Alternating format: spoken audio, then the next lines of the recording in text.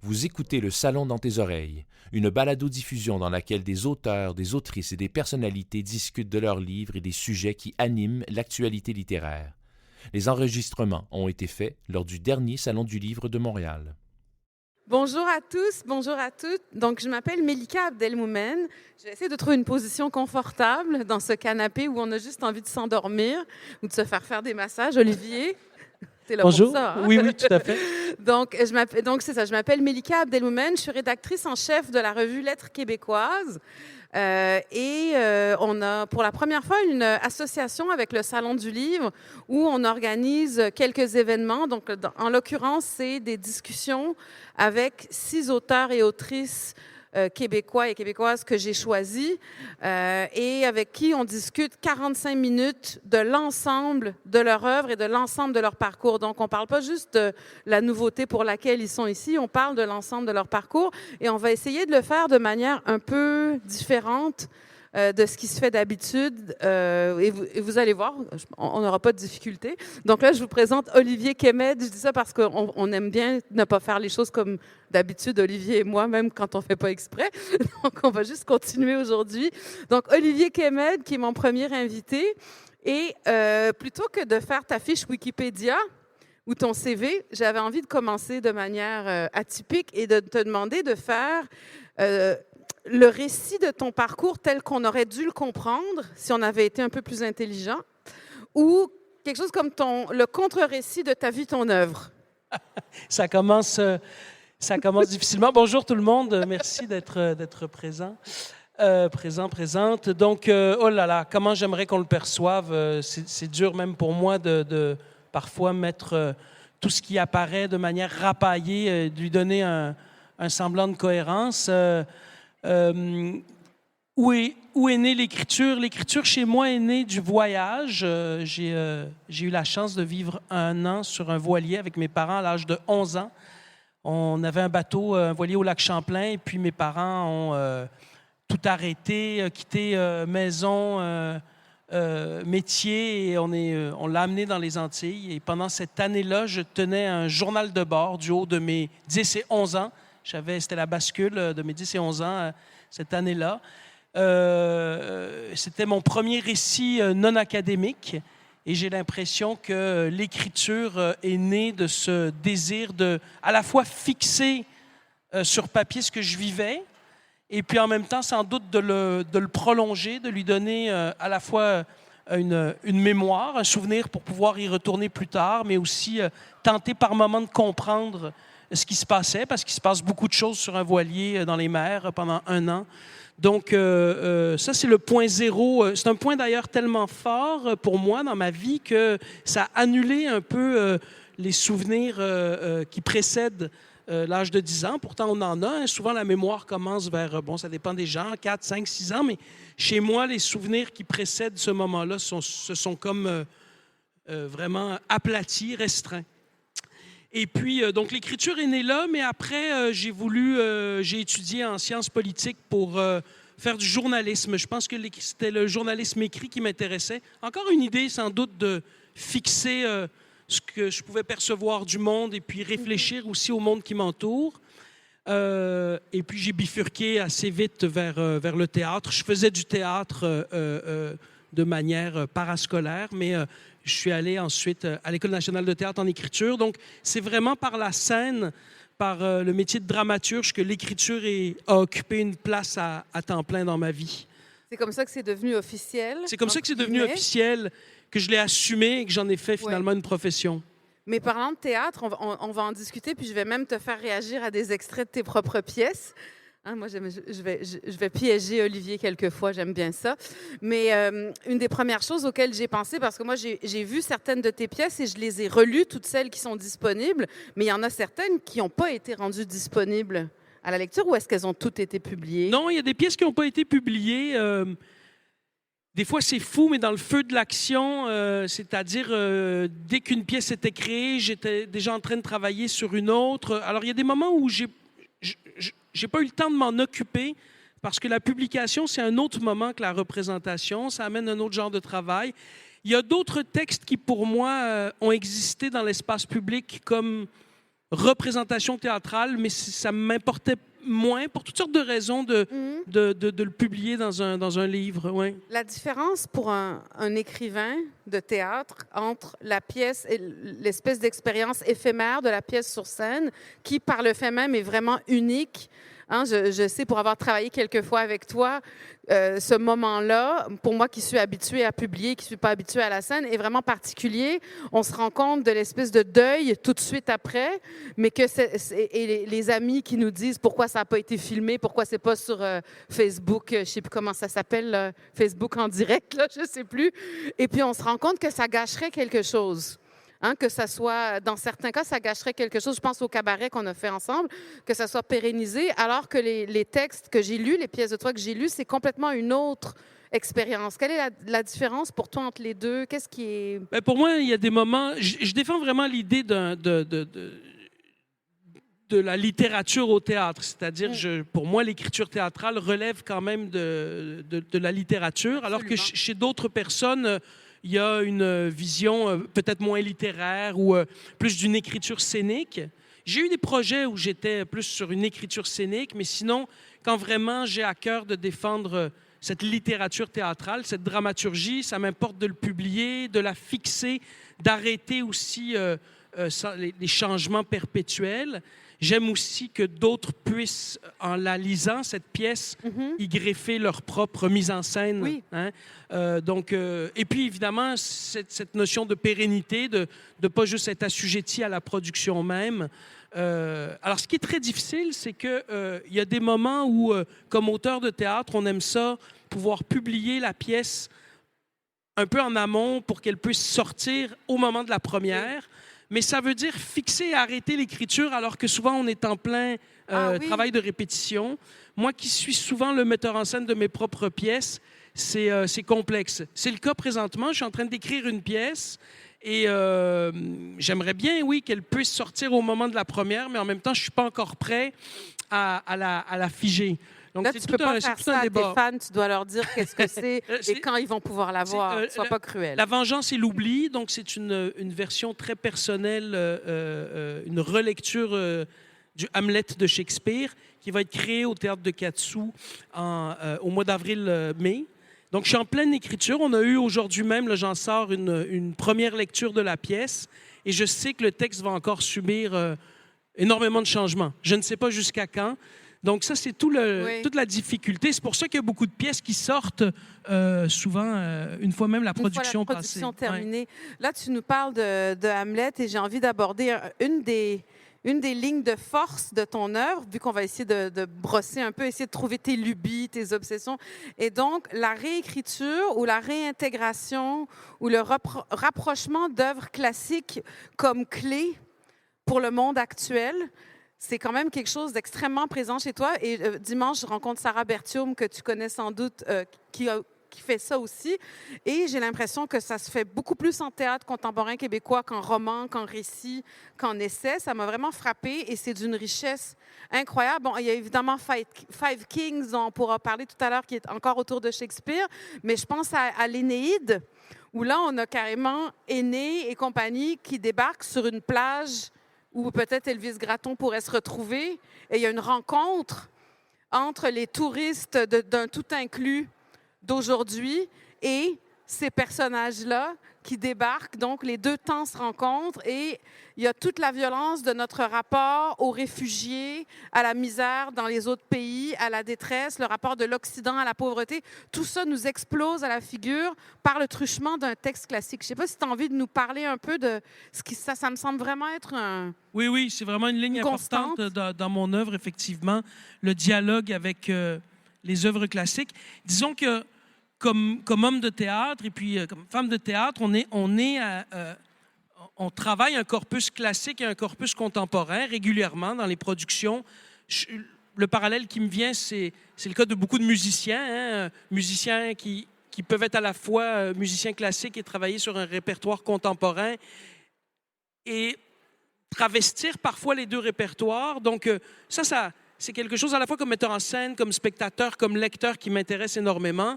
Et comme auteur, oui, j'ai aimé réinterroger, parfois réécrire, réadapter des classiques, notamment Shakespeare, ses pièces historiques avec ma pièce Five Kings, mais aussi même sortir du corpus théâtral et aller vers, par exemple, l'Énéide de Virgile, donc des espèces d'épopées un peu dans la lignée de ce qu'a fait Homère avec l'Iliade et l'Odyssée.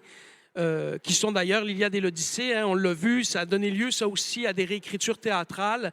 On sent, je ne sais pas si c'est propre au Québec, et j'ai l'impression qu'il y a tout un pan, en tout cas du théâtre contemporain, qui a besoin sans cesse de réinterroger les classiques.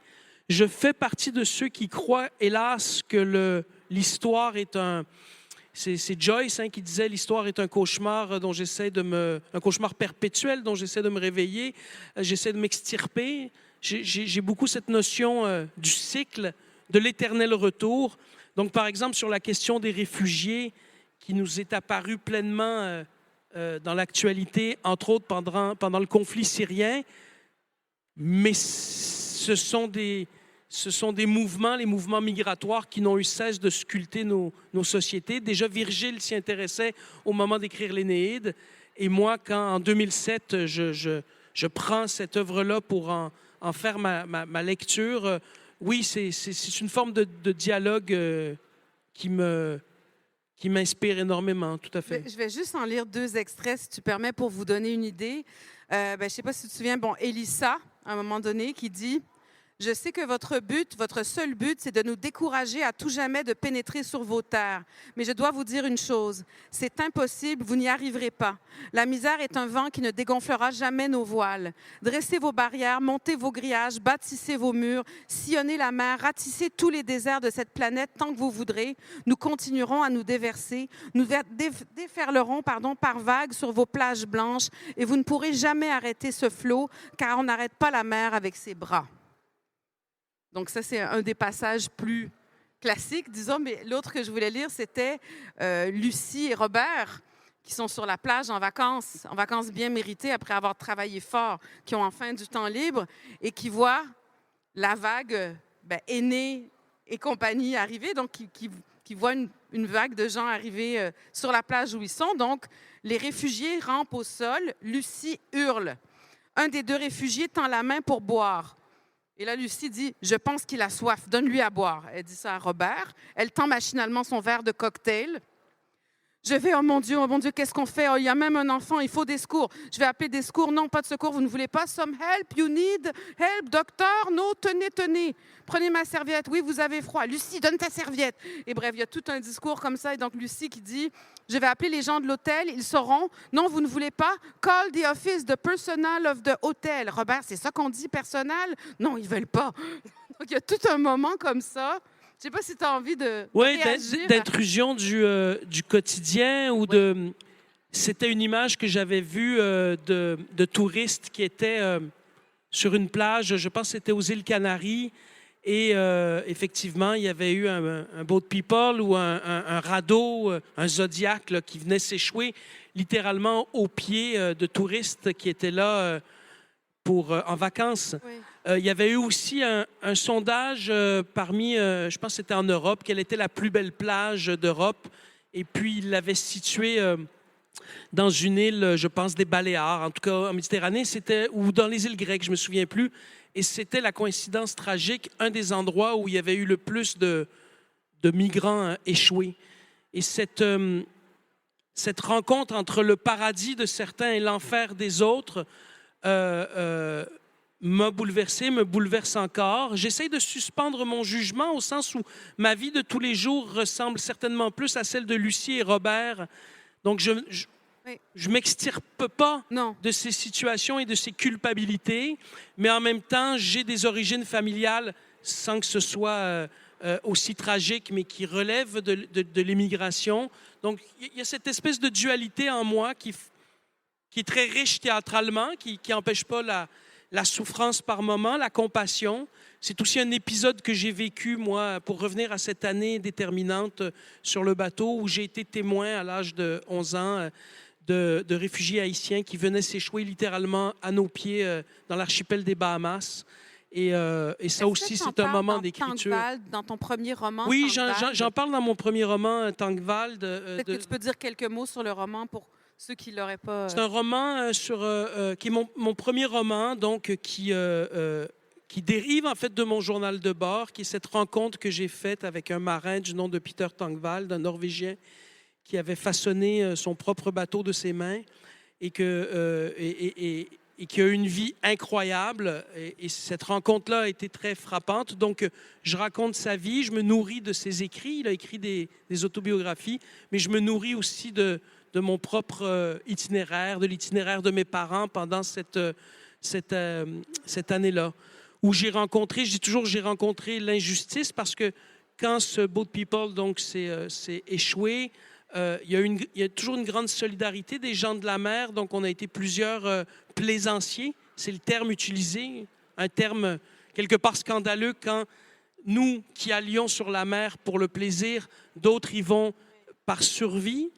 On s'est rassemblés pour demander aux autorités bahamiennes un sursis pour cette centaine de réfugiés haïtiens. On a eu un sursis de quelques heures, le temps de colmater les brèches de leurs navires, rapiécer les voiles et leur donner à manger. Et puis après, ils sont repartis. Et c'est par les journaux, on était en 1986, il n'y avait pas les réseaux sociaux ou quoi que ce soit. C'est par les journaux qu'on a appris que l'épave a été retrouvée au large de la Floride avec aucun survivant. On a donc été sans doute les derniers à avoir croisé ces migrants. Il y avait un enfant qui était de mon âge, je me souviens très bien, et c'est un constat d'impuissance. On n'a rien pu faire à part avoir cette main tendue. C'était tout ce qui nous restait à faire. Et oui, ça a été un traumatisme assez fort pour moi comme enfant.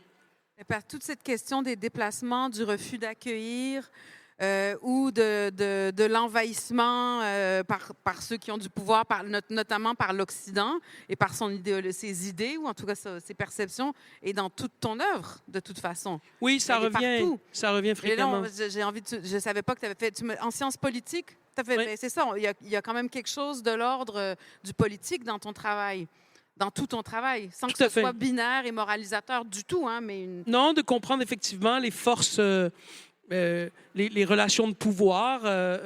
Et ça, c'est un lien aussi avec le théâtre, parce qu'on réfléchit beaucoup à ça entre... Oui, tout à fait. Qu'est-ce qui est de l'ordre du destin, mais qu'est-ce qui est de l'ordre aussi des décisions sur lesquelles on peut avoir quand même un impact?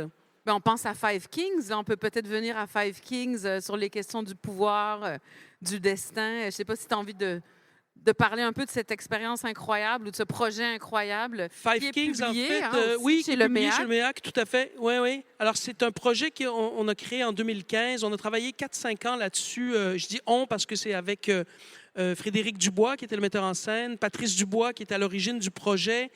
Patrice Dubois s'était passionné pour Orson Welles. Et il avait vu que Orson Welles, dans les années 30, avait une compagnie de théâtre à Boston et montait des Shakespeare de façon condensée.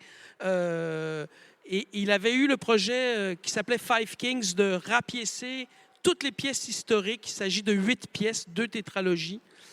Il en avait fait juste la moitié, Orson Welles, puis ça avait été un échec. Orson Welles, c'était un échec, un succès. Et là, ça avait été un échec. Ça avait été très traumatisant pour lui. Quelques années plus tard, Orson Welles a repris son collage et en a fait un film qui s'appelle Chimes at Midnight, mais qu'on connaît plus sous le nom de Falstaff, où il joue lui-même Falstaff. Il y a Jeanne Moreau, d'ailleurs, dans ce film, qui avait remporté un prix à Cannes dans les années 60. Et donc, nous, on a repris son espèce de collage. Et puis, ça a été l'inspiration. Et après, moi, je me suis mis à réécrire à ma manière, à ma sauce, le cycle des rois shakespeariens, intéressé à la fois par des questions de pouvoir, mais des questions familiales. Parce qu'évidemment, chez les rois, en fait, l'équivalent pour moi, ce sont les grandes familles d'aujourd'hui. Bien sûr, les grandes familles, les Desmarais, les Bolloré, les c'est ça, on Kennedy. Le sent, c'est dans l'avant-propos que tu le dis. Est-ce que je l'avais, mais je le trouve plus. Oui, tout à fait. C'est là où on retrouve les questions d'hérédité. Il faut que je retrouve, parce que regarde tous les bouts de textes que j'ai recopiés. Tu as travaillé fort, Mélika. Pour ne rien oublier. Mais bref, il y a la question donc, de l'hérédité du pouvoir et la comparaison de ces êtres dont tu dis, on pourrait les voir comme des monstres, mais j'ai voulu les ramener à une certaine humanité parce que, d'une certaine manière, si on les voit comme des monstres, ça nous dédouane de d'une certaine manière, de ce qu'en tant que société, on les a fabriqués, en fait, et de ce en quoi ils sont proches de nous, ces monstres shakespeariens ou ces hommes de pouvoir. Est-ce que tu les as rapprochés d'une certaine manière de nous je pour crois qu'on que c'est réfléchisse à notre rapport à nous? complètement. Je crois que c'est notre devoir comme auteur, pas juste en Bien théâtre sûr. d'ailleurs, hein, c'est d'aller chercher l'humanité, même envers les monstres, envers ceux et celles qu'on aurait tendance à sortir de l'humanité, mais c'est beaucoup plus complexe que ça. Exact. Et notre fascination, parfois d'ailleurs morbide ou questionnable, mais tout de même, cette fascination qu'on a pour les monstres, c'est aussi parce que ça révèle des pans obscurs chez nous. Absolument. Il y a d'ailleurs une autre phrase, une petite tirade de Isia Amasia. Je vais vous la lire parce que ça aborde un autre aspect de ton œuvre qui est l'étude de... Comment dire, la mise en opposition des radicalités. Tu vas voir ce que je veux dire. Je me nomme Isia Amasia, je suis la fille d'Amasia l'Ancien qui dirige les territoires du désert. Mon pays a été en guerre contre le vôtre pendant de nombreuses années. Certains ont qualifié cette guerre de choc des civilisations. Je préfère parler de conflit d'intérêts. Depuis 10 ans maintenant, la paix a été conclue grâce à mon père et à Richard, le roi Richard, bien sûr. Une alliance a été signée et comme gage de bonne foi, j'ai été promise en mariage à votre dirigeant. Je me suis exécutée de bonne grâce. Et là, c'est la partie que je surligne en jaune mentalement, qui s'en vient. Je dois dire que je me plais dans votre pays et qu'on m'y a fait bon accueil. Je n'ai aucune critique à émettre, si ce n'est que les radicaux m'effraient, les vôtres comme les nôtres. Si ça ne parle pas d'aujourd'hui, ça, je ne sais pas ce que c'est, Olivier. Oui, Aussi, pas seulement d'aujourd'hui, bien sûr. Mais... oui, tout à fait. Le cadre des pièces historiques de Shakespeare, du cycle des rois, c'est la guerre de 100 ans, c'est l'affrontement entre les Français et les Anglais. Et c'est une époque où c'est impensable qu'un jour les Français et les Anglais puissent être en paix. Je dis ça parce qu'aujourd'hui, on est plongé dans un conflit au moment où on se parle, où la paix nous apparaît impensable. De la même manière, la paix paraissait impensable entre les Allemands, par exemple, et les Français. Et pourtant, l'histoire démontre que les pires conflits peuvent être, à un certain moment, sublimés. Et il ne faut pas cesser d'y croire, même si ça peut prendre des siècles. Et oui, j'ai pris cet affrontement-là et je l'ai déplacé dans un cadre entre le Moyen-Orient et l'Occident. Oui. J'écrivais Five Kings en 2005, dans des moments où on était plongé dans cet affrontement. Dans le discours sur le choc des civilisations. Dans le discours sur le choc des civilisations, Oui. sur le refus aussi d'intégration des immigrés, dans ces frottements des valeurs, où chaque camp nous poussait à être dans la détestation de l'autre. On est encore plongé là-dessus. On est encore plongé là-dessus. Ouais, tout nous pousse oui. à redevenir binaire et à choisir son camp, alors que les choses sont beaucoup plus complexes et beaucoup plus difficiles à cerner. Tu parlais tout à l'heure de sentiment d'impuissance. Est-ce que, justement, d'écrire, de publier, de monter des pièces, c'est pas une manière de forcer ceux qui te lisent ou qui vont voir tes pièces à sortir de la binarité ou à sortir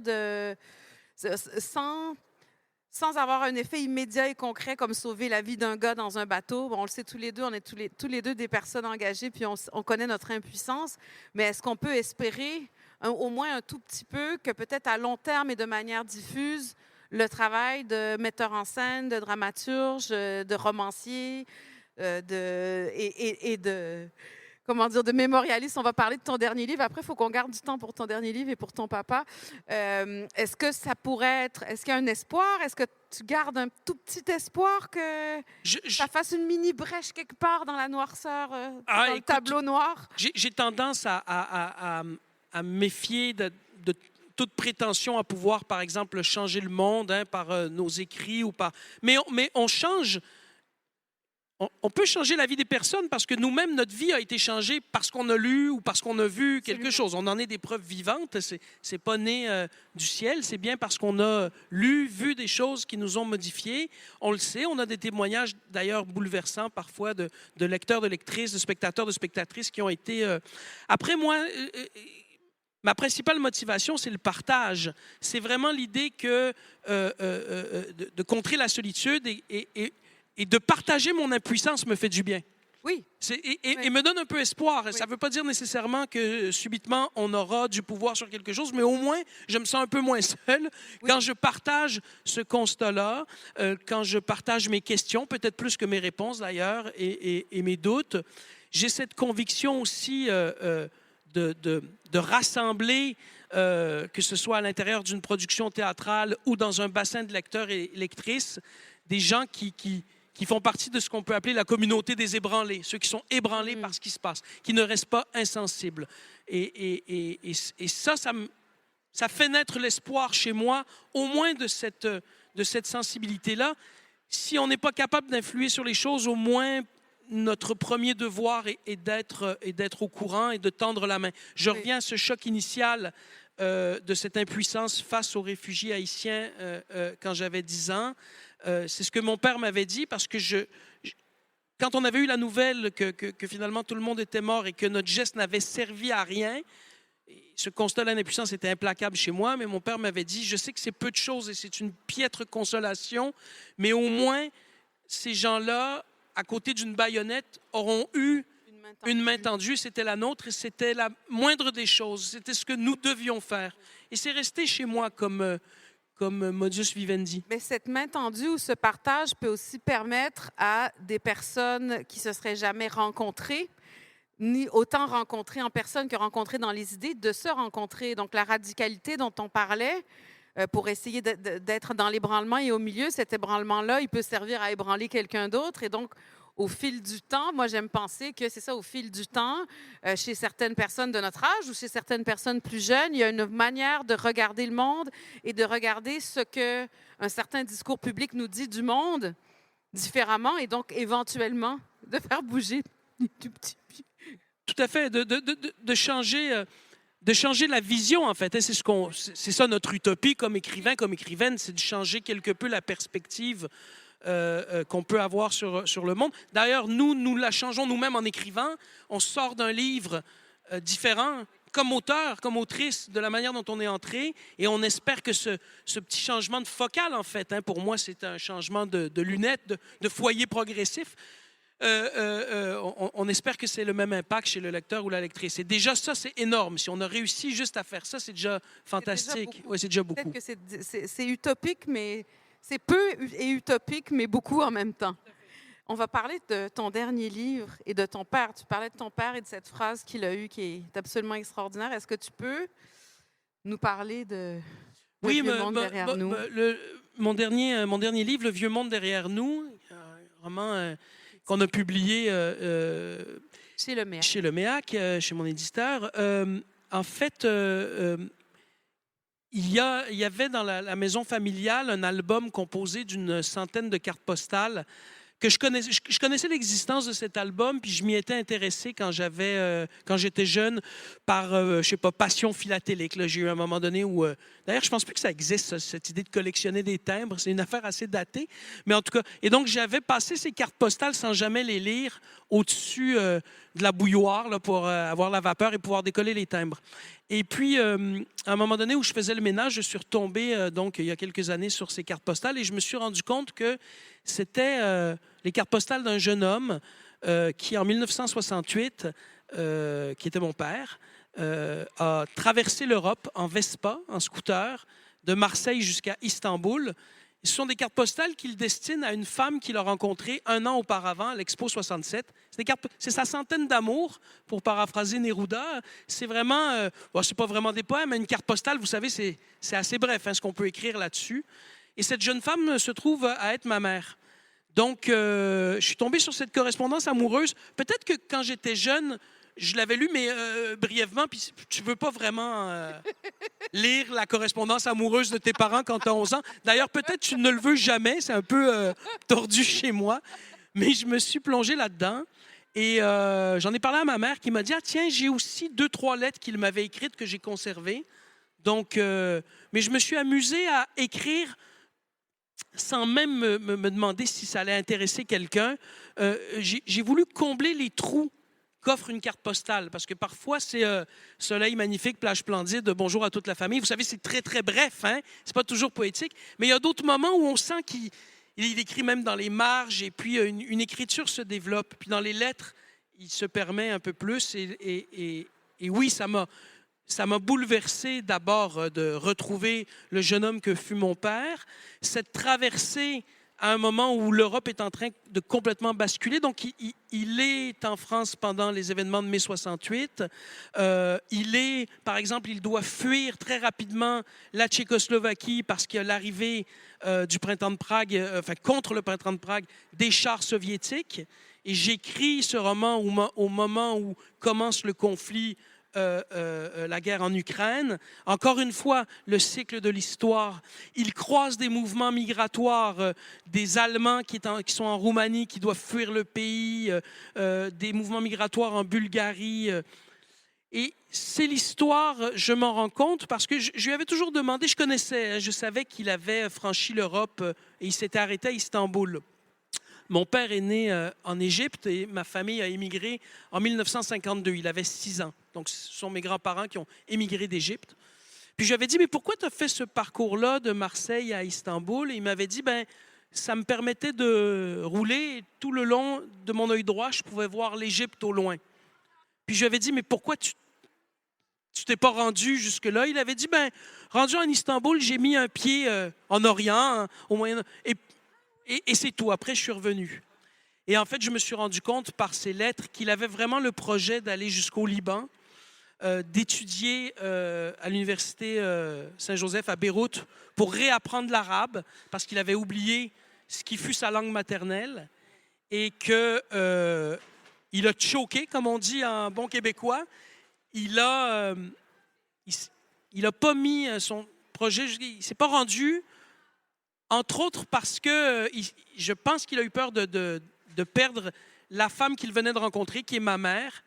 Et je me suis rendu compte que c'est peut-être là qu'il a vraiment choisi son pays, qui prend femme, prend pays. Absolument. Donc peut-être que là, alors que c'est une émigration qui lui avait été imposée par ses parents, il avait 6 ans, mais que là, à l'âge de 21-22 ans, il a choisi de revenir au Québec, d'épouser ma mère et finalement... Je suis contente qu'il ait choqué parce que tu ne serais pas là en train de me parler en ce moment.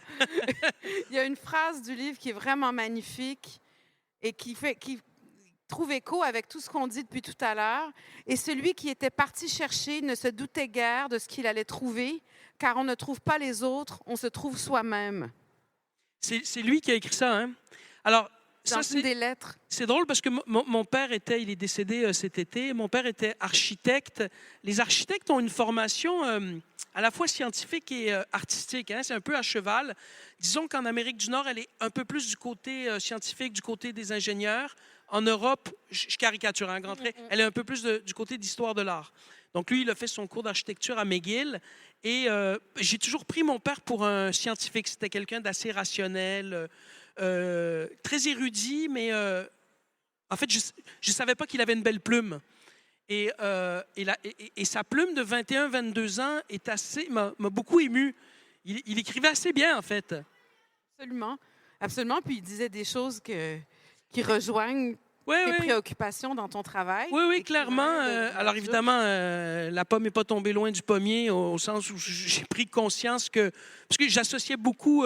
tout mon côté artistique, ma dimension artistique à ma mère, et il y a une filiation claire, mais je voyais aussi ce dont j'avais hérité sans même m'en rendre compte. C'est assez déstabilisant, d'ailleurs. Hein. Oui, de voir ça. Oui, de voir ce dont on hérite. C'est un rapport à l'autre, peut-être, sans que ça soit transmis directement comme ça, que ces trucs que tu as lus plus tard. Il y a un rapport à l'autre et à l'autre. On en a parlé souvent, nous, les deux diversités. Hein? On est tous les deux issus de la diversité, selon l'expression à la mode aujourd'hui. C'est les communautés ethniques il y a quelque temps. Bref, hein? Mais on a souvent parlé de cette question de l'autre en soi. Tout à fait. Et donc, quand tu parles d'aller à la rencontre de soi, aller à la rencontre de l'autre, ça rejoint plein de discussions qu'on a pu avoir avec toi. Alors, c'est très drôle parce que pour l'histoire des cartes postales, petite anecdote, mais quand j'ai remis le manuscrit à Pierre Filion, mon éditeur présent d'ailleurs, que je salue, toute l'équipe de l'EMEAC s'est questionnée parce que en posant la question, parce que je présente ça comme un roman, hein, en posant la question, est-ce que c'est Olivier qui a inventé ces cartes postales ou est-ce qu'elles existent pour vrai? Et Pierre m'avait dit, ça importe peu, mais bon, par simple curiosité, quelle est la réponse? Je connais Pierre. J'avais dit à Pierre, qu'est-ce que tu en penses, toi, selon toi? Il me dit, on ne peut pas avoir inventé tout ça. Non, c'est lui qui les a écrits. C'est toi qui as raison. Effectivement, elles sont telles quelles. Ouais. Mais en tout cas, c'est magnifique. On veut donc le vieux monde derrière nous, mais tous ces livres sont au kiosque. D'ailleurs, il nous reste peu de temps. Il nous reste 5 minutes. Je ne sais pas si on aurait le temps pour une question, si quelqu'un en avait une. Si vous n'êtes pas trop timide et que vous avez... Ils sont timides. Tu les as impressionnés. Bon, c'est toi. Peut-être alors dans ce cas-là que tu pourrais nous dire ce que tu as prévu là, pour ce salon du livre, séance de signature. J'ai une séance de signature juste après au stand de Méac. Peut-être qu'ils vont... ceux qui veulent poursuivre la discussion... Ça, et poser des questions de manière moins intimidante que devant tout le monde. Toujours un immense plaisir de rencontrer les lecteurs et les lectrices. Et je le dis d'autant plus que comme homme de théâtre, moi, je suis habitué à un contact, on va dire, direct ou sur le coup, après le public, ceux qui restent, celles qui restent. Mais tu le sais, tu es bien placé pour le savoir. Comme romancier, c'est un rapport complètement différent, qui est souvent distancé. Je me fais parler de mes livres, des fois, des années plus tard, mais dans une intimité qui est vraiment bouleversante pour moi, parce qu'évidemment, en théâtre, les gens sont habitués à vivre quelque chose de manière collective, au diapason ou non d'ailleurs du public, ça n'empêche pas de faire son propre itinéraire, mais on le sait, le rapport de lecteur ou de lectrice solitaire, c'est quelque chose qui est très beau pour moi. Mon père à moi, qui est comme le tien, là, c'est deux même genre de bonhomme, disait que la lecture, c'est la rencontre miraculeuse de deux absences. C'est beau ça, dis donc. Ouais. C'est une phrase qu'il me dit depuis que je suis haute comme ça pour me convaincre de lire autre chose que des oui-oui. Pour ceux qui connaissent les oui-oui. Avant qu'on termine, est-ce que tu peux nous dire ce qui s'en vient pour toi au théâtre comme texte? Parce que je sais que moi, donc, juste pour vous dire, attends, j'avais quand même fait le Wikipédia juste pour donner la liste de tes œuvres. Donc, moi, dans Les Ruines rouges du siècle, qui est paru en 2013, va être rejouée. Tout à fait. La pièce a été créée au Théâtre d'Aujourd'hui en 2012. Elle a été publiée en 2013. On l'a jouée et tournée jusqu'en 2015 et on l'a refait avec une nouvelle distribution au Théâtre du Jean Duceppe au mois de mars. Et sinon, tu as écrit Five Kings, dont on a parlé, qui est la réécriture du cycle des rois de Shakespeare en 2015. Qui va être monté en Slovénie. S'il y en a qui passent par la Slovénie, je n'ose... C'est pas la capitale, c'est une autre capitale. Alors, mon slovène est assez réduit, donc je n'oserais la prononcer. Mais oui, c'est monté dans un théâtre national en janvier. Et l'Énéide, qui est mon chouchou, est-ce que tu as des chances qu'on le rejoue ou...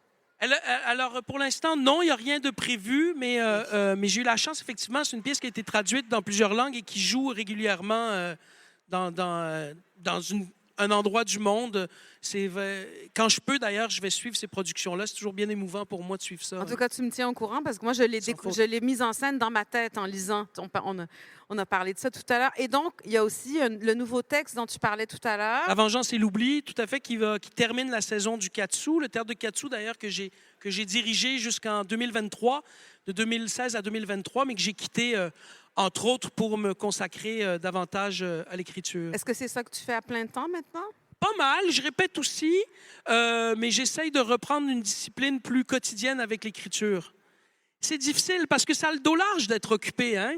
Je me rends compte que ça m'arrangeait aussi par moments. Oui, c'est vrai. Hein? Il y a de la fuite aussi. Hein? C'est vrai. Il y a de la fuite dans la job alimentaire. Oui, tout à fait. Là, je me retrouve...